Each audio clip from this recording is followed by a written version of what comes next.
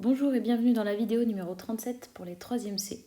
On va faire ensemble l'exercice supplémentaire numéro 7.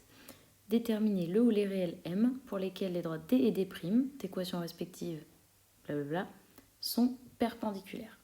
Alors le mieux c'est toujours de se faire un mini dessin de deux droites perpendiculaires.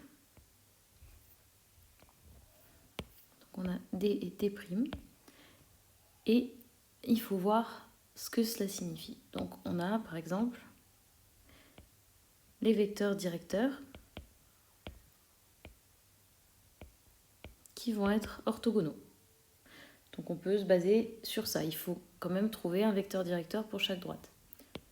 Plus simple, c'est de travailler avec les vecteurs normaux, puisque vous savez que les composantes du vecteur normal sont très simples à trouver grâce à l'équation. Donc ceci, c'est un vecteur normal de D, et ceci est un vecteur normal de D'. Et bien qu'est-ce qui se passe avec les vecteurs normaux? Ils sont orthogonaux. Donc soit n. Alors, quelles sont les composantes de n? Rappelez-vous, un vecteur normal, il a comme première composante le coefficient du x et comme deuxième composante le coefficient du y. Donc, on a un vecteur normal de D. Et de même, on va avoir n', qui est comme première composante le coefficient devant le x et comme deuxième composante le coefficient devant le y, m-1 et moins 3 plus m, en changeant directement les signes.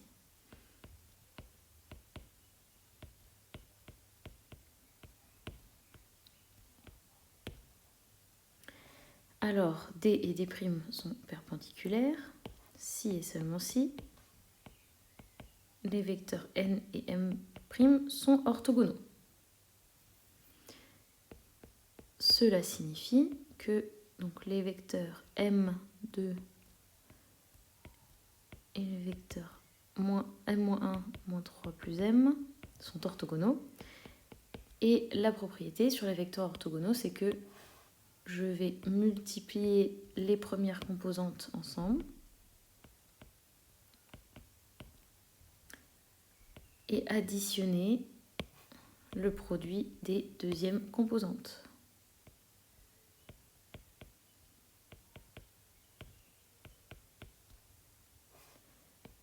Et on va obtenir m au carré moins m moins 6 plus 2m égale 0, c'est-à-dire m au carré plus m moins 6 égale 0.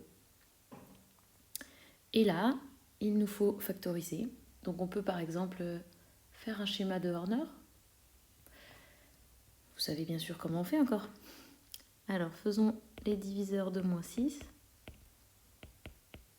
On a 1, moins 1, 2, moins 2, 3, moins 3, 6, moins 6.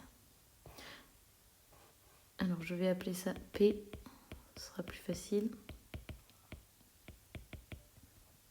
Il y a plusieurs manières de factoriser ça. Je prends cette méthode-là pour vous faire du bien. Alors je cherche une racine. Donc j'essaye P de 1, ça fait 1 plus 1 moins 6, ça fait moins 4, c'est pas bon. Ok, il faut que ce soit 0. J'essaye P de moins 1, ça fait 1 moins 1 moins 6, ça fait pas 0.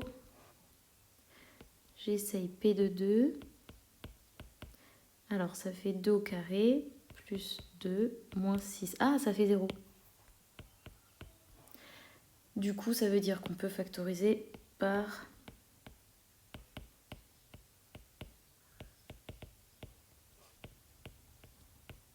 m-2. Alors, faisons un petit schéma de Horner. Dans la première ligne, on met les coefficients de cette expression. Donc, il y a 1, 1 et moins 6.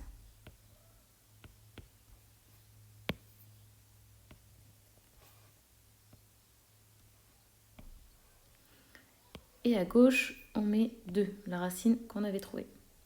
Alors j'espère que vous vous souvenez du fonctionnement. D'abord, je vais descendre le 1 tout en bas. Et puis je vais multiplier par 2 et écrire le résultat ici. Et ensuite, j'additionne les nombres.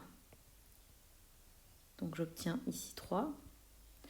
Ensuite, je multiplie avec 2 et ça fait 6. Et 6 moins 6, ça fait 0. Donc, P de M est égal à donc M moins 2 et M plus 3. Je lis ça ici. 1M plus 3. Voilà, on a factorisé. Donc, au fait, on essayait de faire quoi? De résoudre ainsi M carré plus M moins 6 égale 0. Si et seulement si M moins 2 fois M plus 3 égale 0. Donc, j'insiste, il y a plusieurs méthodes pour factoriser ça. Peut-être vous trouvez quelque chose de plus rapide.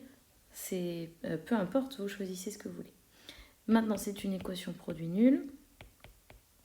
Et ça fait M égale 2 ou M égale moins 3. Donc on récapitule. Mes droites D et D' vont être perpendiculaires si M égale 2 ou si M égale moins 3. Donc, première possibilité.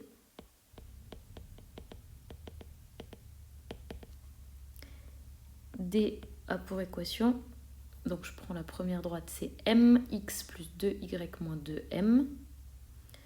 Donc mx plus 2y moins 2m égale 0.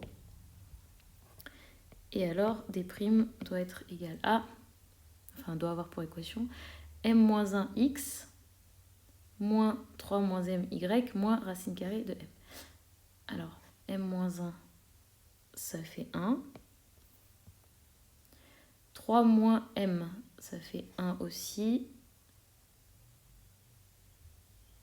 Et avec un moins devant, ça fait moins 1. Et plus moins racine carrée de m. Donc ça, c'est la première possibilité. Et les droites seront perpendiculaires. Vous pouvez faire une toute petite vérification en brouillant. Donc le vecteur normal, on aura 2, 2. Et l'autre, 1, moins 1. Et on essaye vite fait de regarder si ces deux vecteurs sont orthogonaux. Donc ça fois ça, plus ça fois ça. 2 fois 1 plus 2 fois moins 1. Ça fait 0, c'est bon, ils sont orthogonaux, donc c'est une bonne réponse. Et la deuxième possibilité, c'est en prenant m égale moins 3. Dans ce cas, les droites ont comme équation moins 3x plus 2y plus 6 égale 0. Moins 3x plus 2y plus 6 égale 0, voilà. Et m moins 1, donc moins 3 moins 1, ça fait moins 4x. Ensuite, 3 moins m, ça fait 3 moins 3, ça fait 6, donc moins 6y. Et moins, oh là là, racine carrée de m. Moins racine carrée de moins 3. Et là, on a un gros problème. Donc en fait, on va devoir écarter cette solution, car racine carrée de moins 3, ça n'existe pas, vous voyez.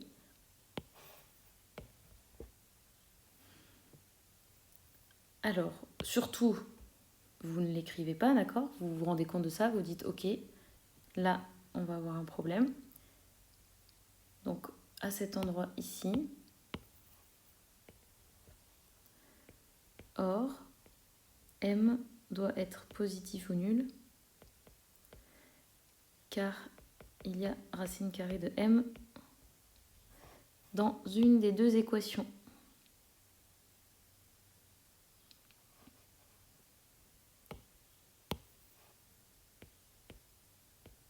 Et oui, il fallait bien regarder les conditions d'existence au début. Donc ça, c'est à écarter. Et donc finalement, il n'existe qu'un seul réel m qui correspond, ça va être m égale 2. Finalement, m égale 2.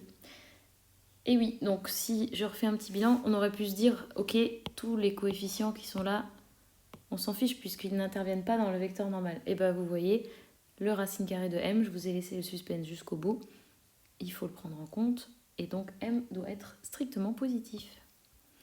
Bon voilà, dans le prochain exercice, on fera maintenant quelque chose où on va un peu mélanger des exercices plus costauds avec toutes les méthodes. À bientôt et mettez un pouce bleu si vous avez tout compris.